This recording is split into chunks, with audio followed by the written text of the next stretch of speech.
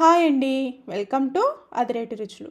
ఈరోజు వీడియోలో రాయలసీమ స్టైల్లో టమాటా పుల్లగూర ఎలా తయారు చేసుకోవాలో చూపించబోతున్నాను. ఏం కూర చేయాలో తోచినప్పుడు ఒక్కసారి ఇలా ట్రై చేసి చూడండి. నోటికి బాగా రుచిగా, పుల్ల పుల్లగా, కారం కారంగా చాలా టేస్టీగా ఉంటుందండి. వేడి వేడి అన్నంలోకి చాలా బాగుంటుంది. ముందుగా ప్రాసెస్లోకి వెళ్ళిపోదాం.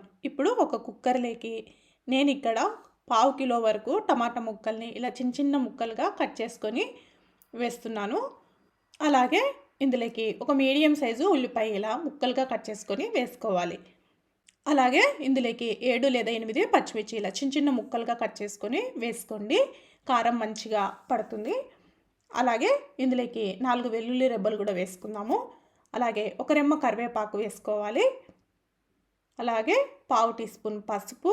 ఇందులోకి టీ గ్లాస్ తోటి 3/4 గ్లాస్ వరకు వాటర్ వేసుకుంటే సరిపోతుంది. మరీ ఎక్కువగా వాటర్ వేయొద్దండి. అలాగే ఇందులోకి 1/2 టేబుల్ స్పూన్ వరకు ఆయిల్ వేసుకోవాలి. ఇప్పుడు స్టవ్ ఆన్ చేసుకొని కుక్కర్ పెట్టేసుకొని మూత పెట్టి మీడియం ఫ్లేమ్లో 2 విజిల్స్ వేపించుకుంటే సరిపోతుంది. మరీ ఎక్కువగా వేపించుకోవాల్సిన అవసరం లేదు. ఇలా విజిల్స్ వచ్చిన తర్వాత స్టవ్ ఆఫ్ చేసుకొని పూర్తిగా ప్రెషర్ మొత్తం పోయిన తర్వాత మూత తీసి ఇప్పుడు ఇందులోకి రుచికి తగువైనంత కల్లుప్పు వేస్తున్నాను. ఇప్పుడు పప్పు గుత్తితోటి ముందుగా మిర్చిని ఇలా స్మాష్ చేసుకుంటూ మరీ మెత్తగా కాకుండా మెదుపుకోవాలి. ఇలా మెదుపుకుంటే సరిపోతుందండి. మరీ ఎక్కువగా మెదుపుకోవాల్సిన అవసరం లేదు. ఇప్పుడు ఇందులోకి పోపును రెడీ చేసుకుందాం. స్టవ్ ఆన్ చేసుకొని ప్యాన్ పెట్టేసుకొని ఇందులోకి 1 టేబుల్ స్పూన్ వరకు ఆయిల్ వేసుకోవాలి. ఆయిల్ వేడెక్కిన తర్వాత ఇందులోకి 1/2 టీ స్పూన్ శనగపప్పు, మినప్పప్పు, అలాగే జీరా, ఆవాలు ఇవన్నీ కలిపి 1 టేబుల్ స్పూన్ ఉండేటట్లు వేసుకోండి.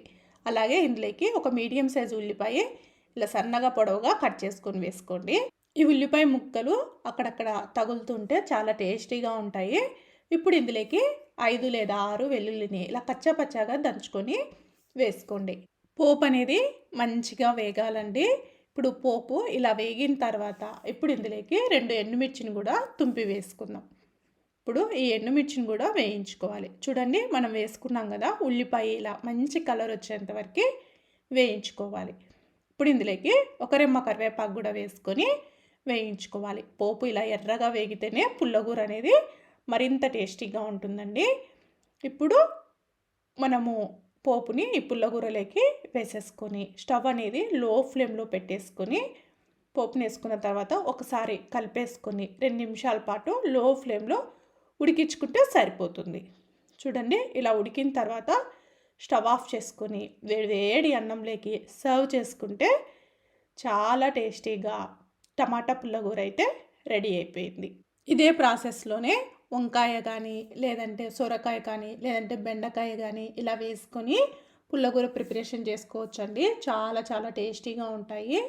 అప్పటికప్పుడు ఏం చేయాలో తోచినప్పుడు ఇలా చాలా ఈజీగా క్విక్గా తయారు చేసుకోవచ్చండి. మీరు కూడా ఒకసారి ఈ రెసిపీ ట్రై చేసి ఎలా వచ్చిందో కామెంట్ చేసి చెప్పండి. మీకు కనుక నా వీడియోస్ నచ్చినట్లయితే లైక్ చేయండి, షేర్ చేయండి, అలాగే కామెంట్ చేయండి. మరిన్ని రెసిపీస్ కోసం అదిరేటి రుచులు ఛానల్ని సబ్స్క్రైబ్ చేసుకోండి. Thank you everyone.